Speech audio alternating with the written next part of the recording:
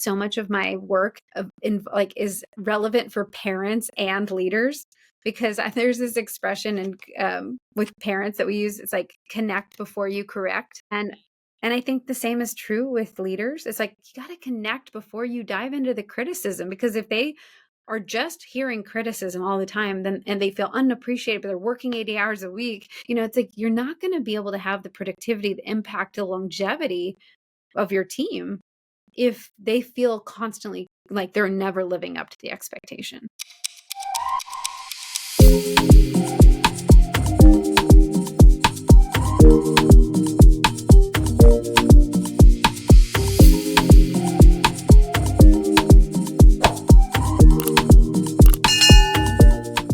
Hey, self-care warriors, welcome back to Hold My Purse. I'm your host, Ro, and this is the space where self-care isn't optional, it's mandatory. This show was honestly born out of my own season of just breaking open, healing out loud, and learning how to choose myself every day, even on the days when choosing myself was a little difficult. I do this show because I want every woman listening to know that her healing, her story, and her joy still fucking matters. And every time we get real together as a community, we make room for somebody else to breathe just a little bit easier. Today's episode is one of those conversations I know is going to sit with you.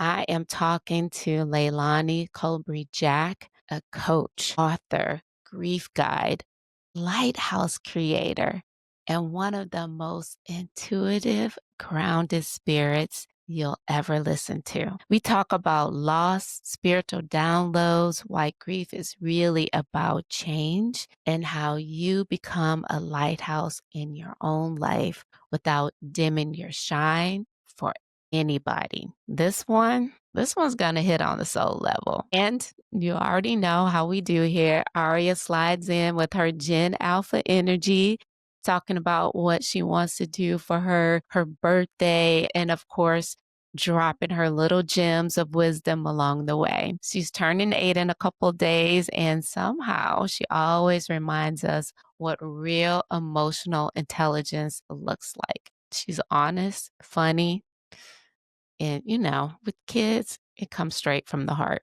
All right, before we get into the conversation, take a second and ground yourself with a journal prompt. What part of me is asking to shine again? And what old story or fear has been blocking my light? Sit with that and tell yourself the truth. If this episode speaks to you, trust me, it will. Make sure you subscribe, hit those notifications, and drop a comment. It helps this community grow and helps more women find the healing they didn't know they needed. You can also listen on all streaming platforms and catch the full episode and resources on my website. All right, let's step into the light together. Here's my conversation with Laylani. Laylani, oh my gosh, I am so excited to have this conversation with you. I was stalking your TikTok and all your videos, and I had to reach out and be like, can you please come on my show? Thank you so much for joining us today. And I'm really looking forward to this conversation. Me too. Thank you so much for reaching out. I'm so glad it worked out, and I'm so excited about what you're doing and that I get to be part of it. That's so fantastic. All right. So I want to hop right in because I also stalked your website and I was reading how your work was born from like this profound loss. So one, if you're open to it, share what that loss was and how did that evolve into your calling today?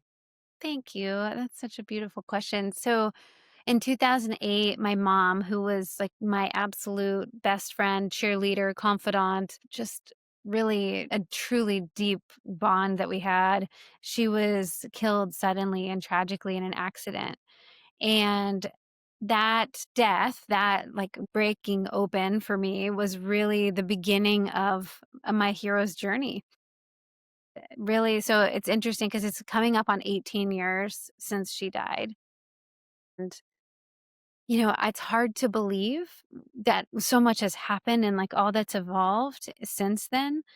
And I joke that I'm kinda like a Disney princess because my mom's death was the beginning of my story, which is kinda like the Mm. beginning of every Disney movie is like a parent dies, and then the main character goes on this hero's journey. They go through this self-discovery, and that's really been the last 18 years of my life, and truly, I don't even know who I would be had she not died because of how much I've grown and learned through her absence because her presence was so powerful and so important to me, the absence of her has also just been a huge catalyst for my growth and my evolution. And so, yeah, her dying had me look deeply at who I wanted to be in the world and how I wanted to show up. And I think mortality is a gift in itself because when we remember that we're here for such a limited time in the grand scheme of things, it just helps us remember how we like to stay present to how we're living. And because my mom died so suddenly, it just has stayed top of mind daily that every day is so fragile, every moment is so fragile and such a gift, and that has led to, the my work that I get to do in the world, which I can go into more, but I'll pause there and just share that. Yeah, no, thanks for sharing that. My mom passed away, like, it's been almost 18 years, probably around the same time then, so I think it was 2007, and I remember thinking that, "How am I gonna survive without her?" Because, like you, my mom and I were super close. We were like this, like besties. I mean, we even went to the strip club together. That's how tight we were. So her passing was devastating to me. Yeah. Now, I can't say that it was a catalyst to what I've become and how I've evolved over time, but it did make me feel like, and at the time I was living in Michigan, it did make me feel like it was time to leave and explore the world and open up myself and my daughters to new opportunities. So we moved to California. So I could totally see how, her death impacted you because I know what that was like for me. And I have to say, and I have to ask you this question, is there a day go by that you don't think about her? Like every day I think about my mom. And I would it's say been that a long time. it has. I would say that I think of my mom every day, in Mhm. some way, shape, or form. Yeah, she's with me with every day. 100%. 100%. And that there's beauty in that, right? Totally. It's such a gift. I feel her presence with me when I'm coaching or teaching or speaking. I feel it when I'm mothering or wifing. I feel it when No wifey. missing her, like, on anniversaries or special days, of course, too. But it's in the little daily moments that I think of her the most, actually. So, post her passing, you went on this journey and you evolved and you stepped into this your calling. Tell Mhm. me about that experience and how you came to be where you are right now. And then I definitely want to get into your theories and what you do. Yeah. Yeah, for sure. I mean, they all kind of come together in some ways, but Mhm. the reality is I feel like, and I say this a lot in my work, but I have just consistently followed the little golden breadcrumbs of life. And so it's like one little thing led to the next little thing, led to the next little thing, led to the next little thing. And I remember after she died and my husband and I went on we moved back to Central America where we had been living before she died. And then we went on a big trip around the world for a year after we got married. And those were That's all fantastic. I mean, we were young and like, that was instead of wedding gifts, we like did a honeymoon registry and we're like, hey, just like anything you want. Like, we just want to see the world. And we did this big, like very budgeted travel through Asia mostly. And, but anyway, when we got home, I was like, okay, what do I want to do with my life? Like, who do I want to be? Cause I had already had kind of my first career down in Central America. I ran hostels and bars with friends from college. And that was like my first career and that was amazing, but I was kind of ready for something new and I really wanted to help people. I wanted to be of service.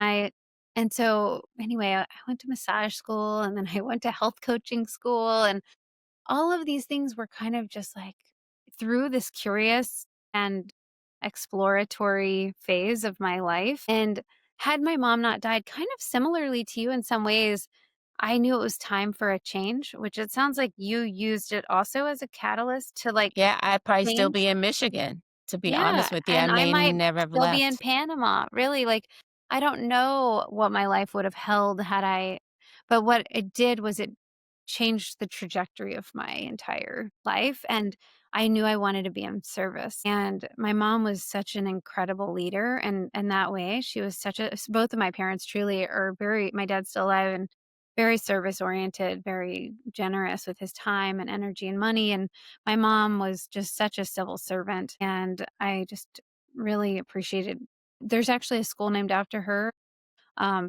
the generosity of her time and energy that she put towards schools and children and education, and so anyway, I just followed in those footsteps in many ways of, like, wanting to help people, wanting to be of service, and at first it was like, "Oh, I wanna do this," and, like, "I wanna do this," and I really like health, and so I wanna, like, look at health, and then as I was doing health, like I mentioned to you before we started recording, everybody was coming to me about grief, and I was like, "Okay." And that, like, there's a whole longer conversation, maybe we can have another time, but basically it came as a spiritual download from my mother that I was supposed to help people love life after loss.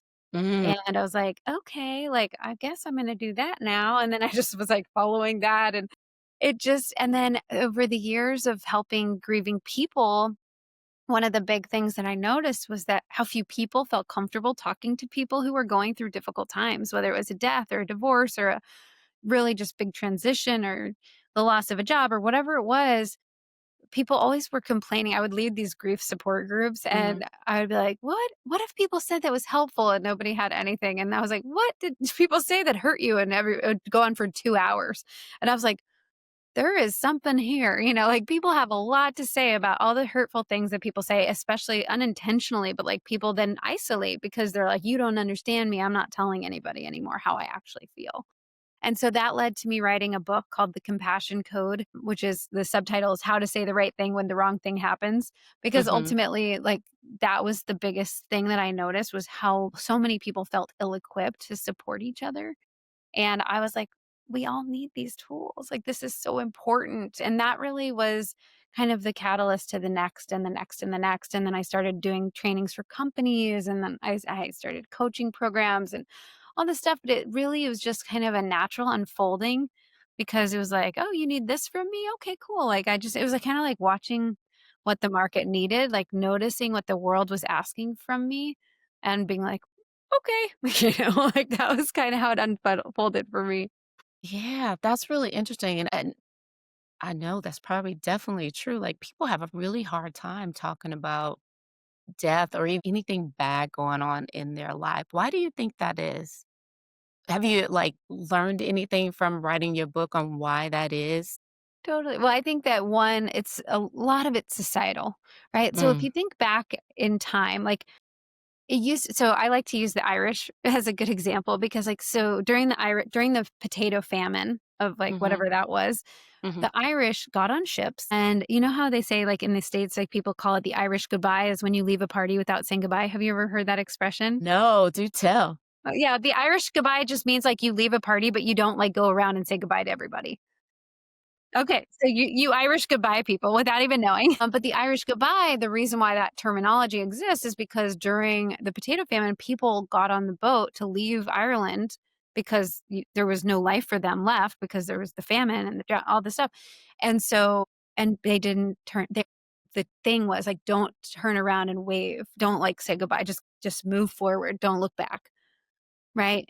And I think if you look across culture through all the different heartaches and trials of like across societies, across time, that was kind of how it was like, there's no grief was a luxury, really, Mhm, because especially like wartime, it's like you just move forward because that's all you got. Like you gotta just keep surviving. And so, how do you acknowledge grief when you've one never been taught because that wasn't part of society? Right. And so right. for me, like my philosophy is just like we're at a like turning point in history because it's I call it the emotional revolution is where we are right Mhm, now because it's the first time ever where there's like space to grieve. and get in touch with your traumas and Right, your need to heal. right. That's so interesting that you said, back then people like move forward, forward, Just forward. yeah, don't look back. Just But keep you going. gotta deal with what was back there in order to go forward, right? And I think to me, that's why we're in a lot of pain as a Mm, society is because we have to revisit the pain, clear it, heal it, grieve it, yes. move through it, and then we can move forward. Then we can move forward. It's like even just I don't want to be political at all, but I think like what we're seeing, all this divide and all this Mm, hatred that's happening, I think it was there.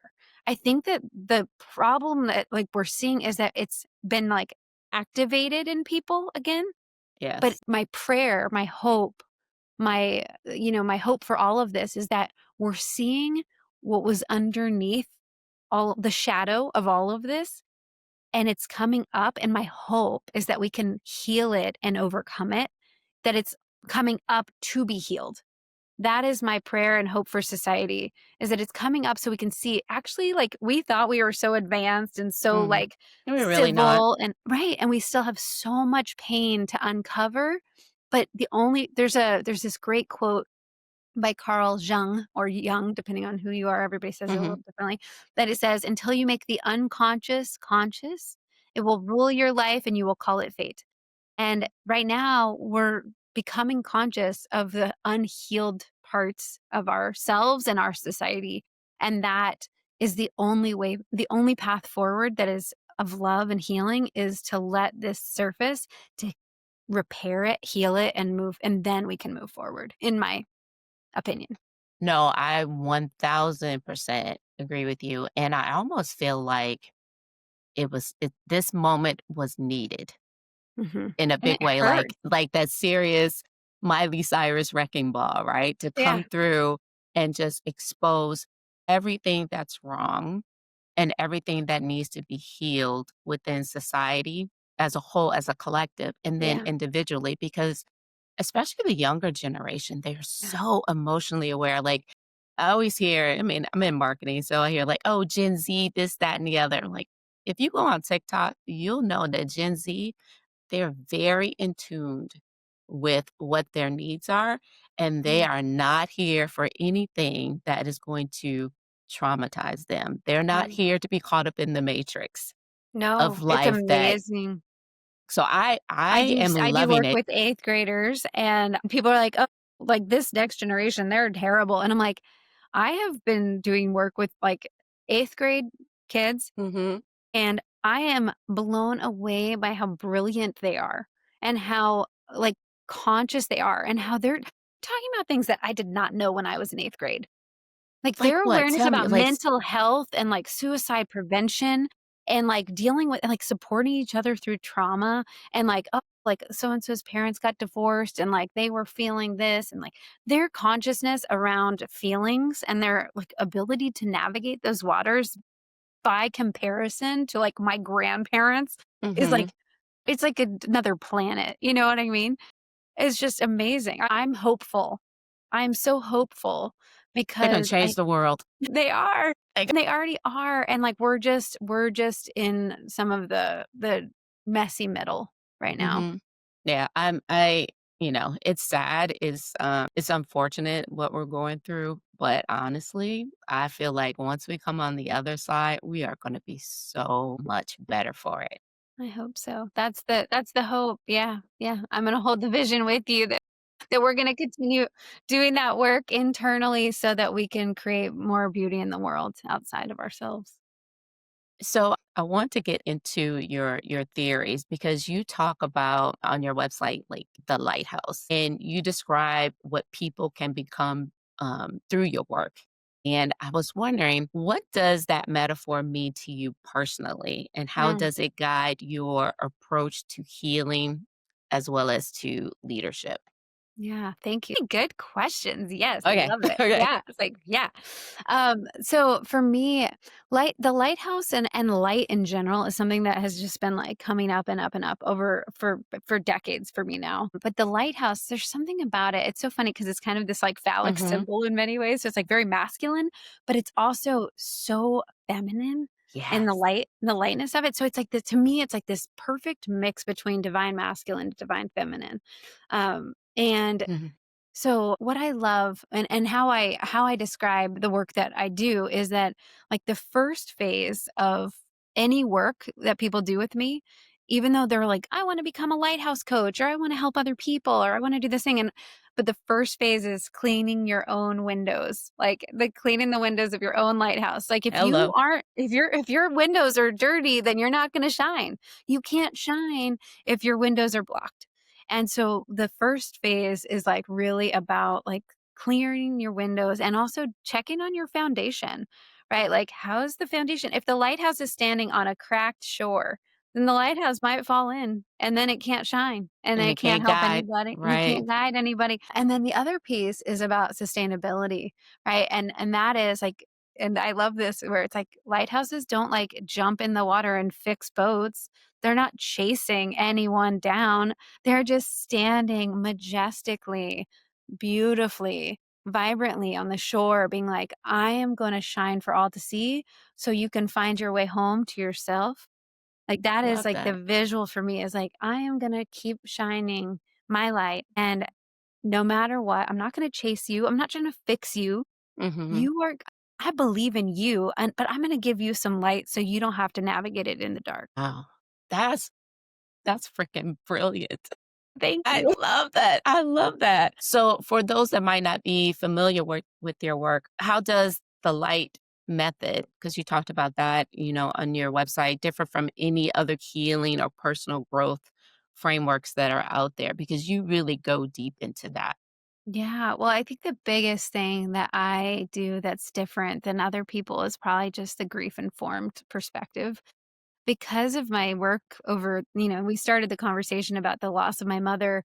Um, and, because grief is so foundational to who I am and why I'm here on earth, and it really is such a central, to me, it's like one of the most common experiences of being human is grieving. And one of the definitions that the Grief Recovery Institute, which is an organization I worked for almost a decade, one of the definitions that we use is the conflicting feelings that come when things change. Basically, a dialed down version of it. And what I love about that definition is it really helps us understand that we're kind of always grieving because Mm, change is always happening.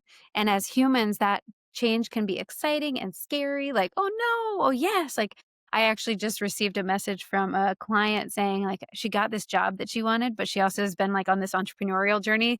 So she's like, part of me is like relieved, and part of me is like, wait, what did I decide to do? Like, what am I doing? right. Right? Because she's like, doesn't want the job, wants the job, doesn't want the job. Like, it's such a mixture of feelings, which is a grieving experience because it's what am I like saying goodbye to, or what am I saying hello Exactly. to? Even some of the most beautiful things in life, getting married, having babies, all that stuff that we like celebrate, retiring, graduating, they're all grieving experiences because they come with conflicting feelings. And so part of what makes my work different is one, we do some really deep inner work so that we can hold space for anyone going through anything. And so one of like the coach promises that I make with people who are becoming coaches with me is like, you will be able to show up with presence and confidence with anyone going through literally Mm, anything, no matter what, without carrying that emotional burden afterwards. Like that is my greatest goal and greatest gift for each coach, including mhm, myself, is that like whether your family went through some extreme tragedy or whether you got broken up with this morning, like, all is welcome in every iteration, and it doesn't like and it's okay, and you're safe to share, and it's safe to be you, and it's safe to have your feelings, and it's just like, yes, like, all of it is mhm, welcome, and at the end of the call, you don't have to be like, "Oh, no, did I overshare? Is Leilani gonna be overwhelmed?" or no, I got you. I got this. I have tools. I'm not going to carry your stuff. I'm going to clear it off yes. and I'm going to keep shining.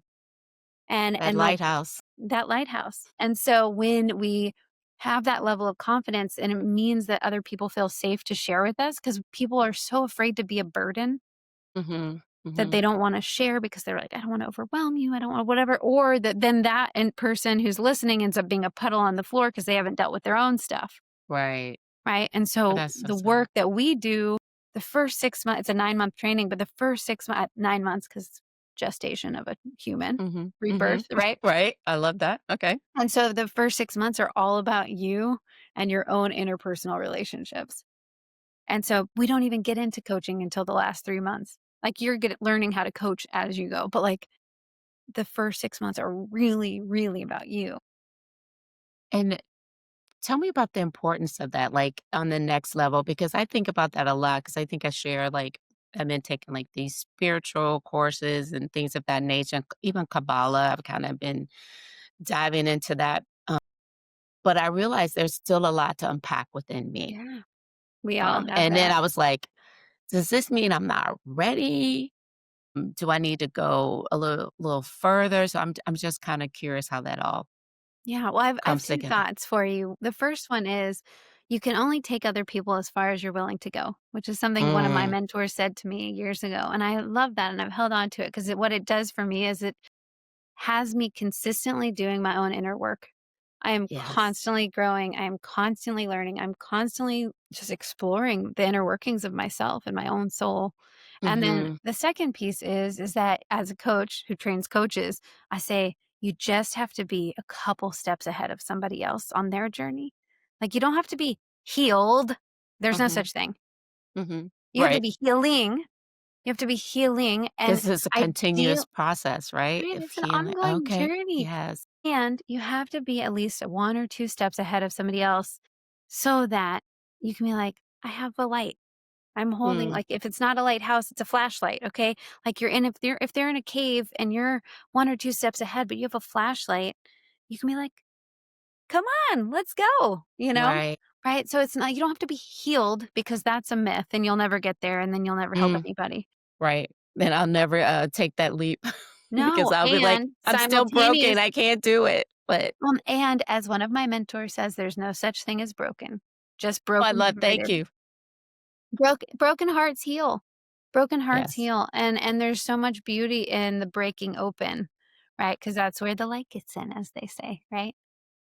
I have to go back to what the story you were sharing with your client because 'cause I'm just curious. Which part? I'm like, "Which one?" With your client that was, like, Yeah, grieving, like, "I got this job, but what about this what other I was" thing. like, Yeah, how did she square that, if you're able to share, and yeah, what was your advice to yeah. her? Yeah, so basically, so we do this work. Some people know in psychology there's work called internal family systems. In the coaching world, we call it parts integration or parts work. And the idea is that I like to think of ourselves as an organization. Okay. Like our body, ourselves. Like I, Leilani, have an organization, and inside of me exists like hundreds of employees, and they all have different jobs. Okay. So Mhm. every part of me has a different job. Like this part of is to keep me safe, this part, and they all come in line at different times. Sometimes they come on when we're 2 years old to keep us safe. Sometimes they come on when we're 12 or 16 or 15 or 50 or whatever it is.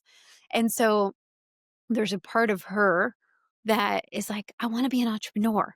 I believe in myself. I can do this. And then there's a part Mhm. of hers that's like, I have 3 kids under the age of 5. Stability. And I don't have a spouse and I need to take care of them and I need to be able to be stable and I need to feel safe. So this part wants to belong, wants to have purpose, wants to help the world, wants to believe in herself. And this part wants to feel safe and secure and feel stable and feel okay to take care of her own babies, right? They're both so valid.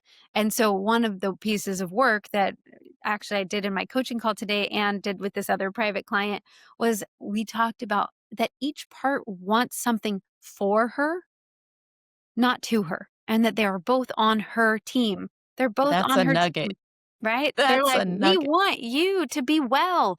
So like the part that wants her to get the job makes sense. Totally Mhm. valid. Safety, right? The part of her that wants to keep being an entrepreneur, keep living in her truth She and her wants to purpose, fly, right? Just right? wants to be Yes. like a bird in the tree. You know what I mean? Like Mhm. wants to be Mhm. free.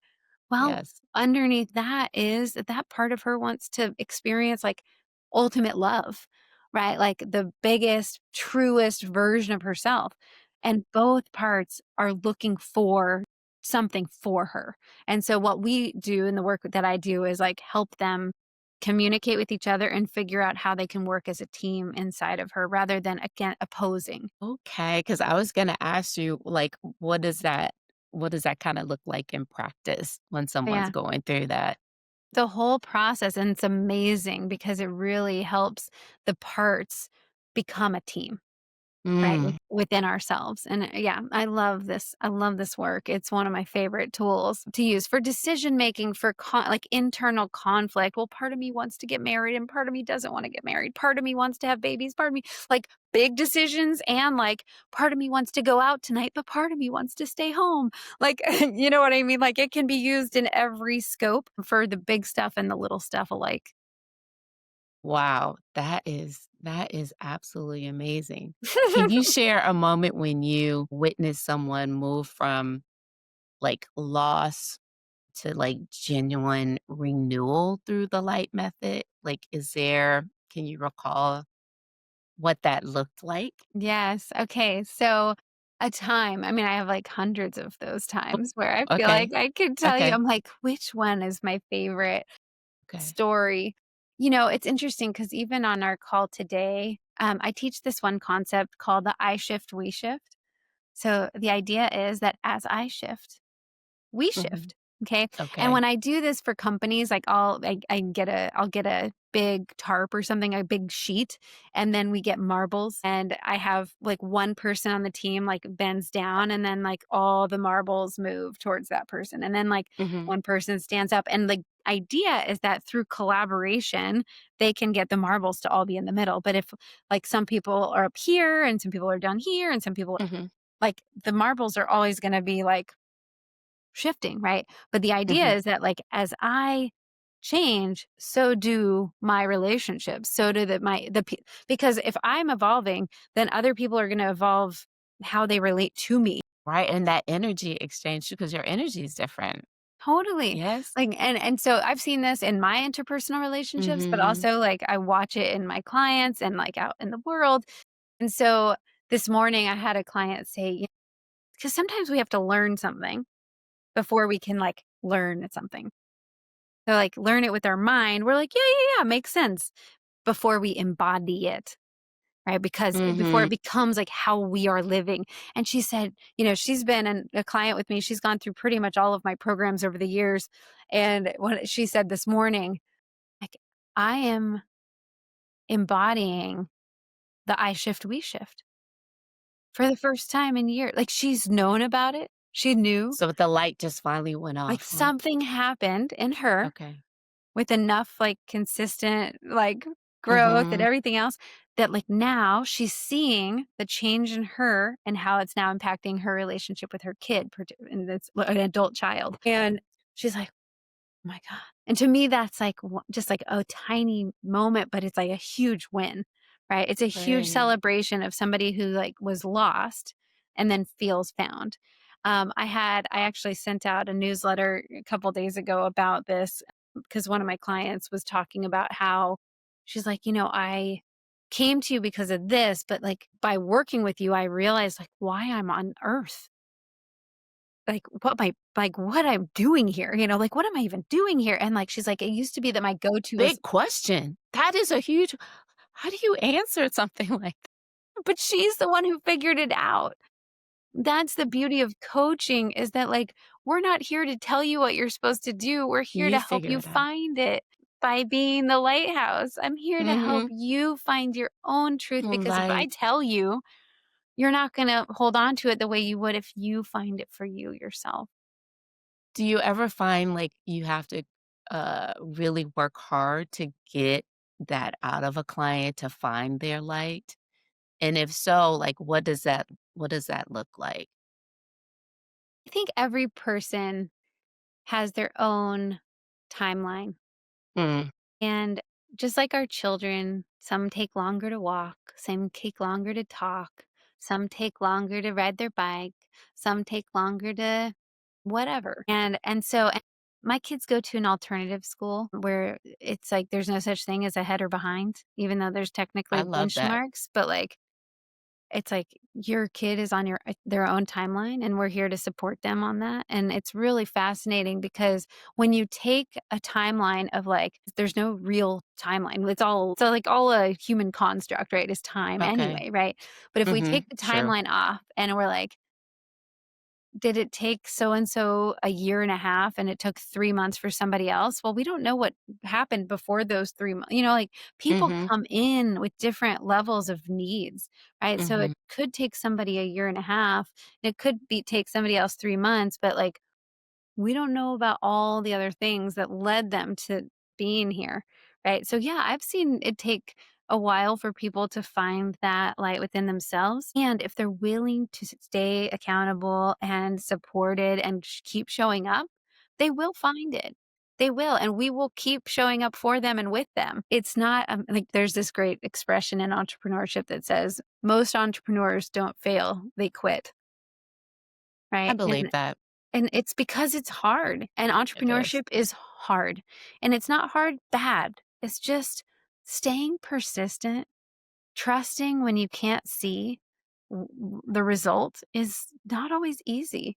And so it's like knowing that there's roots growing underneath the ground and not comparing yourself to other people and not being like, why isn't it my turn yet? It's like there's a lot of trust that goes into that. Just like, when's my baby gonna walk? Are they ever gonna Mhm. walk? It's like your baby's gonna probably walk, and like we just have to keep loving them and being patient with them and showing up. And if they're not walking because there's something going on with their legs, then we're gonna find the right support to help them.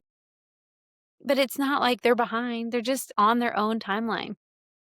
I'm so glad you said that because I've been thinking that about this podcast. Like, there are days I'm like, "You know what? I'm not doing this anymore." Like, I'm not seeing anything, and I wasn't really when I started, I wasn't really looking for anything per se. I was trying to heal myself and being vulnerable and sharing what I was going through, and I just happened to just it's almost 2 years. I just kept going, and I've been thinking, like and I'm like, "Really? Should I still keep doing this?" And just when I'm ready to pull the plug, someone will be like, "I heard your podcast. Oh my god." I'm like, "Okay." I might not see it. I might feel like it's not making an impact, which is something that I was hoping would happen by me being vulnerable. Just because I'm not seeing it doesn't mean it's not. And then I thought, oh, Rhonda, if you could just help one person, Well, it's and worth guess it. what? You're always helping at least one person because you're helping Yes. this person right there. That part too. You're That helping part too. you. You're helping me, and if say do you remember that story about the little boy who's throwing in all the crabbies on the shore, or the starfish or something? Do you remember Oh my that God, I'm story? missing all the stories. Do tell. I love all the parables, but there's this one where the little boy is throwing I think it's starfish back into the water because he doesn't want them to die because there's like the tide is out or whatever. And they're like, there's thousands of these, whatever they are, whether it's starfish or crabs or whatever on the shore. And they're like, why are you throwing them back? So they're all gonna die. And he's like, well, it made a difference to that one that I just threw back in. And I think that that's the important thing to remember when we're struggling with the impact piece, because it's Hmm. like, who are we to say? Like, if this gives you energy to do this work, to meet cool people, to have great conversations, if it gives you energy, then it's worth it. True. And if it And doesn't you're give you giving me great energy, energy. but if it doesn't give you energy anymore, it's not failure, it just means that it's complete, right? Like, if it's no longer giving you the energy, then it's like, okay, maybe my work with this particular thing is done. But like, you talked to me about like, hey, this might lead to something else, helping other people figure out how to do podcasts or whatever. It's the breadcrumbs of life, right? It's just follow Oh those my golden gosh. breadcrumbs. Imma follow them. Yeah. And they're showing up. They're going to show up for you because you're paying attention. Oh my gosh, I so appreciate that. I wanted to pivot just a little bit into kind of like organizations because you do a lot of work with organizations. How do you help them rebuild trust and connection while honoring what's been lost within an organization? So I know a lot of companies are going through a lot as it relates to DEI and this, current administration, not to get political, saying you can't do that. I don't know if you worked with companies that's kinda dealing with that, but how do you help them rebuild, like, trust and connection if they're experiencing a loss, even if it's not DEI? But I just threw that out there as an Right. example. Yeah. Well, I think the first step in all of it is coming to common intention setting. Like, Mm, what is our intention? Because if we're on the same team with our intention, then anything that comes after that is going to be easier. So, an organization, like, say, for example, there's like been some losses of trust because people got fired and it felt unfair. And then mhm, people are scared that they're next because that happens a lot. Whereas, mm, like, the firing process wasn't clean and there was a loss of trust, and people are afraid for their jobs and it affects morale. And there's a survivor guilt and all that stuff that goes on, you know? mhm, So the first intention is like, well, leadership has to, most of the companies who I end up working for have really like compassionate leaders already. They just really are okay, noticing that within the organization there's been struggle and they're trying to get their mission and vision aligned. Right? They're like, hey, we're mhm, not sure if we're living into our values, right? That's the people who bring me in are already pretty amazing. It's just maybe they're not seeing the greater impact, or there's been loss within the company of loss of trust. So setting the intention of like, okay, we want to get on the same team. We want to collaborate in our communication. We want to XYZ, whatever that goal is. Because there's like these beautiful missions behind companies. Like a lot of times there's something like really great. And it's like they've forgotten though, they've lost sight of it. It's like, that whole like Simon Sinek, I think he does like what like mhm, find your why. It's like they've mhm, lost sight of the why. Like, why are we here again? What are we doing here? It's like if you look at the medical community, like doctors go into medicine because they care about people. And then like right, over time you like get lost in the bureaucracy and all the stuff and it's really hard. And so it's like finding our why, what is our intention? And then the next step is really creating safe space for people to grieve what was lost. So it's like we lost trust, like calling attention and acknowledging the losses. So like when I'm working with a company, it's like I'm giving people space to be like, when this happened, I felt this way and I'm sad or I'm disappointed or I'm nervous for my own job. So giving safe space, creating safe space for those kind of open conversations, even if they're small groups within an organization, right, creating that safety for people to feel heard. And then the rebuilding is about transparency and open and like honest communication. I talk a lot about how boundaries build trust because, like, if we know where we stand, even if we don't like the boundary, there's trust that gets built. So it's rebuilding trust through healthy communication. And so mhm, I teach a lot about communication strategies. I teach a lot about compassionate communication, acknowledging people's feelings as it relates to whatever they're going through before we dive into what's wrong or what needs to be fixed. And it's funny because so much of my work like is relevant for parents and leaders because there's this expression and with parents that we use. It's like connect before you correct, and I think the same is true with leaders. It's like you got to connect before you dive into the criticism because if they are just hearing criticism all the time then and they feel unappreciated but they're working 80 hours a week, it's like you're not going to be able to have the productivity, the impact, the longevity of your team if they feel constantly like they're never living up to the expectation. man, you're dropping some knowledge here.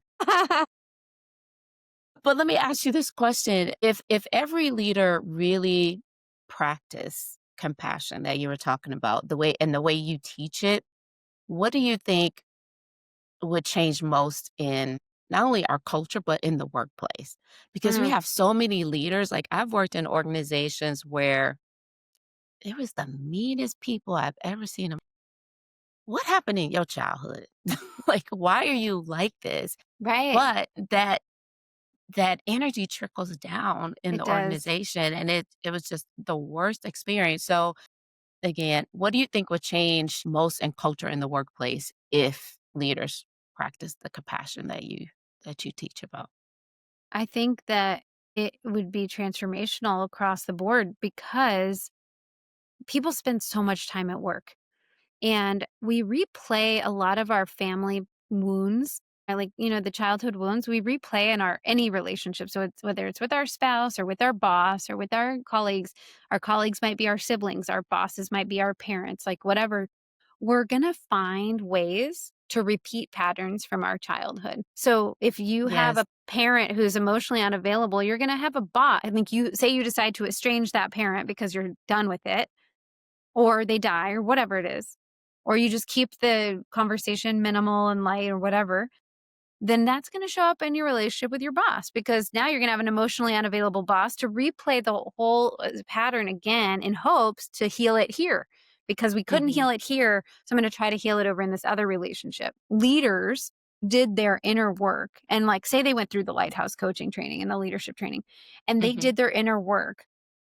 Then their patterns, the I shift, we shift, their patterns with their employees would change. Most likely, those people who were looking for that toxic relationship dynamic wouldn't work there anymore because it was no longer being served.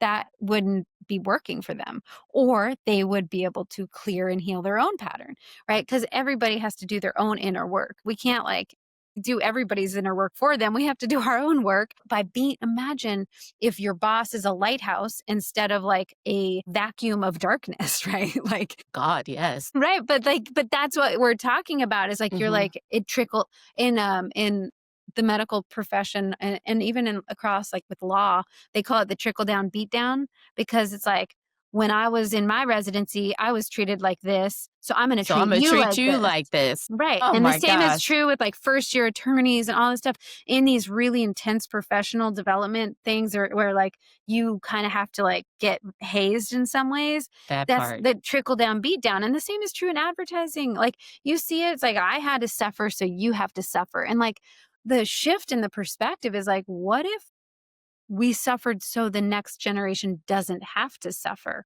Not so like, let's keep suffering. Like you should suffer because I suffered. Well, if I can heal myself, if I can love myself, if I can be at peace within and in my relationships, and I know it sounds like idealistic, but it's like, well, then I don't need you to feel like shit, for lack of a better word, because I feel well, right? Like I don't need you to feel terrible. I want you to feel well. That's why when, we were talking about how it's like, I love that for you.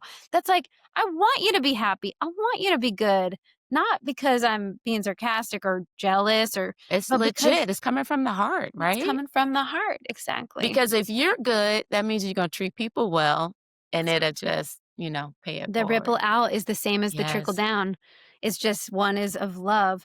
And it's interesting because in the leadership trainings I talk about shifting from fear-based leadership to love-based leadership. And like Mm. what those sound like. Like what does the communication sound like in love leadership versus in fear leadership? And it sounds like, I'm just going to use one quick little example that I teach, like an Please. educator.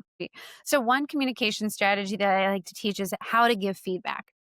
Okay. And one of the things that you notice is that somebody will say, like, you're doing a great job. And then what is the next word that most people are But expecting? Exactly. So the thing about what I'm about to say is that two things can be true at once, right? You can be doing a great job, and there could be some things that could be updated or shifted or involved that could make it even better. Right. So this one tiny communication strategy can shift the feedback completely. Right. And so say somebody's like, hey, Rhonda, I can see how hard you've been working. And I know you like are really passionate about what you're doing. And you're like, oh, what's she going to say? But like, and then I'm like, and gosh, I think there's like two things we could tweak that would make you a 10 out of 10 instead of a 9 out of 10. And you're like, be so receiving of that. and the other piece that I failed to mention, but is just I think is also really important. I teach this to parents as well, is that consent is not just sexual. It's also when it comes to feedback and advice. So say I was like, hey Rhonda, can I offer you some feedback? And you're like, our curious mind can't say no. Like there's just Right? like no way, Do right? Like, tell. yeah. Well, so what I noticed was this. And I think the consent creates the openness, and then the and creates the inclusivity. Because then it's like, you can be great and have some work to do. We all do. We all have room to grow, right? And so usually, like if somebody can give me feedback where I can actually be better, I'm stoked because I want to keep growing. And obviously, I'm way too close to my own stuff to know what it is, right? And so I love feedback for that reason. And it requires somebody giving me a feedback in a loving, curious way where I can tell they actually have my back, right? Instead of them like being like, you're terrible. And I'm like, Right. nope, like not going to hear that, because Yeah, it's you too want some painful. feedback that's gonna help you to grow, evolve, and do better work. That makes total You know what? Thanks for sharing that. That's Yeah, amazing. you're I'm welcome. curious, so what's next? What's next for you Mm, and the light method? And how do mm. you see this work kind of evolving over the years? Because post all of this that we're going through, folks gonna need some help. It's I'm so funny, convinced. Rhonda, is that I feel like people have been saying this to me for years, Mhm. literally. And I trust in the divine timing of all things, really, I do. And so, what's next for me is really allowing myself to be out there as a lighthouse in the world and not being afraid to shine and or afraid to speak my truth and continue to just own what I'm here for, which is to help create more lighthouses. And it's funny because if you read the first, let me see if I have it right in front of me or not. If you read the first page of my book, let me see if I can find it in the room. I think there's one right here. Do you mind if I get it real quick? Go get it. I love There's it. this. Okay. So on the first page or in the welcome, it says, Dear compassionate warrior, does it ever feel like you have a sign across your head that says, Tell me your troubles? You know who you are. You're the front line for humanity, the compassionate undercover caregivers. You work with people daily, either professionally or personally, and you support them through their troubles. I can relate. Whether I ask or not, people tend to tell me their stories, and I love hearing them. I love learning about their relationships, their hopes and dreams, and even their losses. And if you're human and you have a story, which you do, then I am interested in knowing it. And what I have to come to realize and why I'm writing this book and why I do this work is that we don't always know what to say when people share the challenging stories of their lives. And sometimes we even say the wrong things in response. Often we become drained by other people's stories because we think we have to have all the answers, which often leads to us stop asking the questions. Let me start by saying thank you. Thank you for being on the front lines. I know it's not always easy. Thank you for caring enough to ask, and more importantly, for caring enough to listen to the answer. We need more people like you on the planet. So, my hope as we continue to grow and continue to create more lighthouses and compassionate warriors in the world is that if you envision like millions of lighthouses shining out into the world and like how bright there would be, light pollution, but like Right? it would be the most It would be. beautiful thing imaginable. And so I'm just going to continue to carry the vision that I'm going to continue to help people do their inner work so they can shine their outer light. I love that North Star. That is amazing. And it's funny you said, compassionate warriors. Mhm. For me, I say self-care warriors Yeah. because Yeah. I believe that is super important. And that's a good transition to the last question I wanted to ask you. Mhm. Um, because I always ask my guests, if there was a law that you could create and everyone had to follow as it relates to self-care, what would it be and why? Mm. Mm.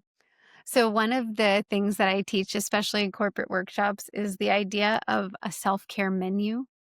And on that self care menu, you can have self care snacks. You can have a Mhm. self care, like, appetizer, a self care entree, a dessert. They're like little things throughout the day. But the idea is that whether you're taking 1, 5, 15, or 30 minutes throughout the day, that it's, like, required by law that you pause, even if it's for 1 minute every hour, to take care of yourself. So it's like, whether it's taking 1 minute to breathe, 1 minute to, like the reason why I created the self-care menu is because I wanted people to have some ideas of what they could do. I'll send you a copy of one of Okay. them that I created if you want. But like, Yes. my hope is that people are like, okay, I have 1 minute before my next meeting. And they grab their self-care menu and they're like, okay, I'm going to do a 1 minute meditation. I'm going to drink a whole glass of water. I'm going to run to the restroom and take care of my body's needs. Like Mhm. whatever that self-care thing is that you need. And if you have a 30-minute window, what do you do in that time? So I think that if I created a law around self-care is that every hour, every person needs to spend at least 1 minute on themselves. That would be game changing for a lot of people because people don't think, I mean, they go, I know I'm a lot of times in back-to-back meetings. I'm like, I haven't been to the bathroom in like 5 hours because all I've done is go next thing, one thing to the other. So I love that. And please share it if you don't mind. I'm happy to share it, Yeah. which leads to the last thing. How can people find you? Share all the things so they can connect with you. Yes. Well, as you found me on TikTok, I'm there every day. Amazing videos, by the way, y'all. They're little self-care snacks themselves. Each video is like under a minute. I try to make them under a minute, but it's just at Laylani_light. And I'll send you that just in case. And then I have my website, which is at Laylani Colibrí, or no, it's just www.laylanicolibri.com. I'll send you those links so you can help people find me. But those are the two easiest ways that they can find me. Gosh, I have so enjoyed this conversation. Oh my goodness. Thank you for sharing. I cannot wait to push this out. The self care menu, like, there's going to be a lot of folks in corporate that I believe is going to really latch on to that. So, thank you so much for sharing time, space, your energy, your knowledge with me and everyone that listens to this podcast. I really Yeah. appreciate it. Thank you so much. Thank you for having me. And I'm so grateful that you have continued to listen to this calling and continued to say yes. And thanks for reaching out to me. So I'm really glad we got to do this. Thank you. Hey everybody, my name is Aria and my birthday's coming up in November 25th. I'm going to be so what I'm going to do for my birthday is I might go to Disneyland or not again, but this time I'm probably gonna get on big rides like Ghost Ride or something. But like whenever I'm in a bad mood, I literally just say no, I don't want to. But like when I'm in a good mood, I say I might want to do it. You know what I mean? For my birthday, I want an American doll because they just look cute. I like their hair. That's what I mostly like. I like their hairstyles. For my birthday, I might do an escape room. And then we're going to go to an indoor pool for this third day. So yeah. Thank you so much for sharing this space with me today. I hope this conversation with Leilani reminded you that your light is real, your healing is valid, and you don't have to shrink to make anyone else comfortable. Before we wrap, here are a few key takeaways I want you to carry forward. Number one, healing is a journey, not a finish line. You don't need to be done. You just need to be willing. Grief is not just about loss, it's about change, transition, and new beginnings. And you, my love, are a lighthouse. Your job is to shine, shine, shine so bright, not to chase, not fix, and damn sure not carry everything for everyone. When you shift, the world around you shifts too. Inner work always creates outer change. Self-care isn't selfish, it's a strategy. Small, consistent moments for yourself matter the most. If this episode poured into you, make sure you stay connected. Sign up for the Hold My Purse newsletter for deeper reflections, self-care rituals, and real updates from me. And don't forget to grab your free self-care ritual guide. It's packed with grounding practices you can use anytime life starts lifing. All the links are in the show notes and on holdmypurse.com. And you know, I can't let you leave without an affirmation to anchor this conversation. Today's affirmation is, I trust my light, I honor my needs, and I choose myself with confidence and care. Take a deep breath and let that settle and let that guide you. Thank you. Thank you so much for listening, for showing up, and for choosing yourself. Until next time, stay grounded, stay gentle with yourself, and remember, hold your own damn purse. Peace. Today's episode is sponsored by Self-Care Shorty, your go-to for homemade skin products that keep you moisturized, healed, and at ease. Discover these amazing products today at selfcareshawty.etsy.com. That's selfcareshawty, SHAWTY.etsy.com.